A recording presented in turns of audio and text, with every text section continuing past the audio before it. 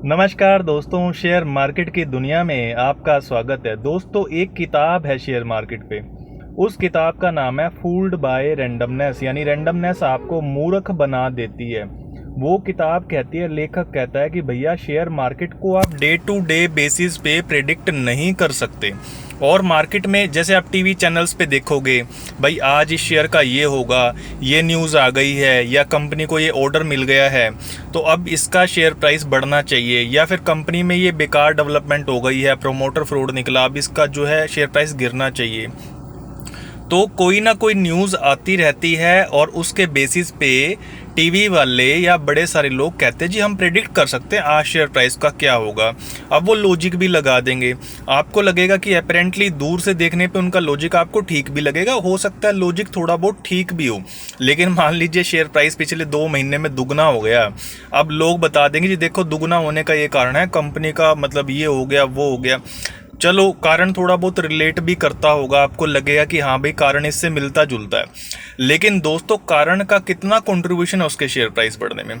Share का price दोस्तों कितना होना चाहिए, फेयर वैल्यू कितनी होनी चाहिए।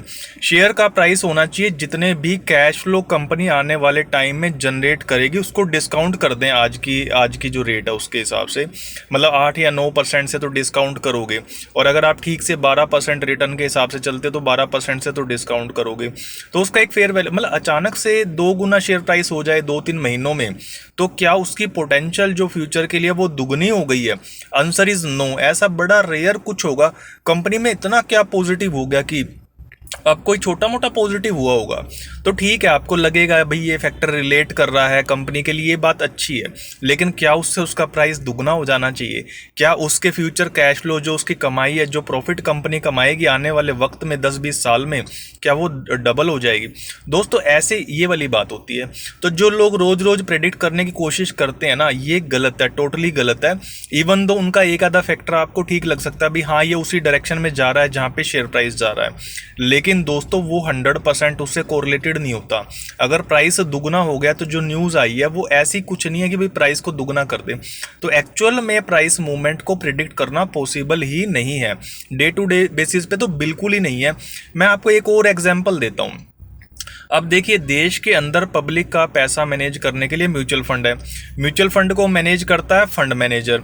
अब फंड मैनेजर का एक्सपीरियंस है भैया किसी का 20 का, किसी का 25 का, किसी का 30 साल का एक्सपीरियंस है। दोस्तों शेयर मार्केट में नॉलेज से भी ज़्यादा इंपॉर्टेंट एक्सपीरियंस होता है। उस बंदे के पास नॉलेज भी है, उसके पास एक टीम है, यानी उसका खुद का ही एक्सपीरियंस और नॉलेज नहीं है, उसके पास 5-7-10 बंदे और हैं, टूल्स हैं। वो कंपनी की मैनेजमेंट के साथ एसेस है उसके, यानी कंपनी के मालिक से मिल सकता है, जो प्रोमोटर है मैनेजमेंट है वहाँ से मिल सकता है, क्योंकि वो काफ़ी पैसा लगाता है तो कंपनी वाले उससे बात करने को तैयार हो जाएंगे फंड हाउस के जो मैनेजर से। अब दोस्तों उसके बाद भी अगर आप फंड्स का रिकॉर्ड देखोगे, जो एक्टिव फंड्स हैं जो कि अपने हिसाब से शेयर लेते हैं बेचते हैं, कौन सा लेना है कौन सा बेचना है, वो फंड मैनेजर्स भी निफ्टी 500 को यानी बेंचमार्क को बीट नहीं कर पा रहे। दोस्तों ये बहुत बड़ी बात है। अगर आपके 50-60% फंड मैनेजर बीट नहीं कर पा रहे 3 साल में, 5 साल में भी बीट नहीं कर पा रहे, अगर मार्केट को प्रिडिक्ट करना पॉसिबल होता रोज रोज पे या 10 दिन में, 30 दिन में, महीने में, साल में, तो भैया ये जो फंड मैनेजर है ये तो हर रोज बीट कर रहे होते निफ्टी 500 को। भैया ये भी तो एक्सपीरियंस वाले लोग हैं ना, पुराने लोग हैं जिनके पास डाटा टूल है, सब कुछ है, उसके बाद भी ये लोग मार्केट को प्रिडिक्ट नहीं कर पा रहे। 3-3 साल के पीरियड पे भी ये फेल हो रहे हैं। मतलब ये कोई ना कोई ऐसी गलती कर रहे हैं जो कि जैसे कि कोई नए निवेशक करते होते हैं। अब जो बंदे बीट कर रहे हैं, अब ऐसे फंड मैनेजर भी हैं 10-20-30% ही बचे हैं आजकल, जो कि 5 साल, रोज रोज छोड़िए, रोज रोज कोई बीट नहीं कर सकता निफ्टी 500 को। आप वीकली, मंथली, ईयरली, 3 साल में भी बीट करना मुश्किल होता है दोस्तों। 5 साल के पीरियड में भी जो बीट कर रहे हैं वो आधे भी नहीं है। फंड मैनेजर जिनका एक्सपर्टाइज, जिनके पास सब कुछ है, वो भी निफ्टी 500 को बीट नहीं कर पा रहे। तो जो लोग कर रहे हैं वो कैसे कर रहे हैं? अगर मार्केट इतनी रैंडम है, अगर मार्केट को प्रेडिक्ट करना पॉसिबल नहीं है, अगर 60-70% फंड मैनेजर पुराने एक्सपर्ट भी फेल हो रहे हैं, तो दोस्तों जो सफल हो रहे हैं वो ऐसा क्या कर रहे हैं? दोस्तों वो गलतियां कम कर रहे हैं। अब आप एक बात सोचिए, मार्केट के अंदर पिछले 4 सालों में 10 करोड़ नए डीमैट अकाउंट खुल गए।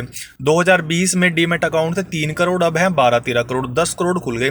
अब ये 10 करोड़ जो लोग हैं डीमैट अकाउंट जिन्होंने खोले हैं, इनका एक्सपीरियंस सिर्फ 4 साल का है, जबकि मार्केट में 8 या 10 साल का एक्सपीरियंस तो चाहिए। अभी जिनका एक्सपीरियंस कम है, नॉलेज कम है दोस्तों, डेफिनेटली वो गलती करेंगे। वो फ्यूचर्स एंड ऑप्शंस में ट्रेड करेंगे, डेली ट्रेड करेंगे, महंगा शेयर ले लेंगे, महंगा सेक्टर ले लेंगे, बिना फंडामेंटल के मोमेंटम चेज करेंगे, पास रिटर्न चेज करेंगे, स्टार रैंकिंग चेज करेंगे फंड्स की। वो बड़ी सारी गलती करते हैं। तो दोस्तों जो लोग गलतियां कर रहे हैं ना, इनका फायदा उन लोगों को मिलता है जो गलतियां नहीं कर रहे हैं, और वो लोग इस तरह से अल्फा जनरेट करते हैं। अब मान लीजिए मार्केट का एवरेज रिटर्न निफ्टी 500 का मान लो 12% है। अब कुछ लोग जो गलतियां कर रहे हैं, जो मार्केट में नए हैं या जो पुराने भी हैं, बट वो समहाउ कोई गलती कर देते हैं, उनको लगता है भैया हम तो एक्सपर्ट हैं, हमने देखो ये कितना बढ़िया लॉजिक लगा लिया है। तो वो बंदे जब गलतियां करते हैं तो उनकी गलतियों का फायदा बच्चों को होगा, ऑब्वियसली, है ना। किसी का पैसा निकल रहा है तो किसी के तो पास जाएगा।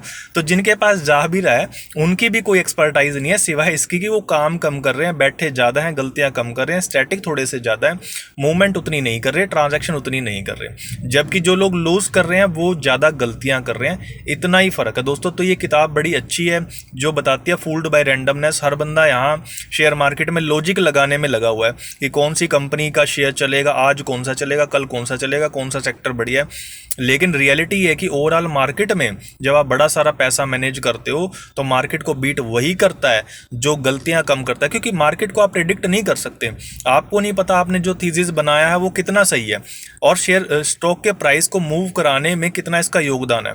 अगर मार्केट में स्टॉक का प्राइस बढ़ रहा है तो जरूरी नहीं आपके थीसिस की वजह से बढ़ रहा है, लेकिन अगर बढ़ गया तो आपको लगेगा कि जी मेरा थीसिस ठीक है, मैं राइट हूँ, आपकी ईगो बढ़ती जाएगी।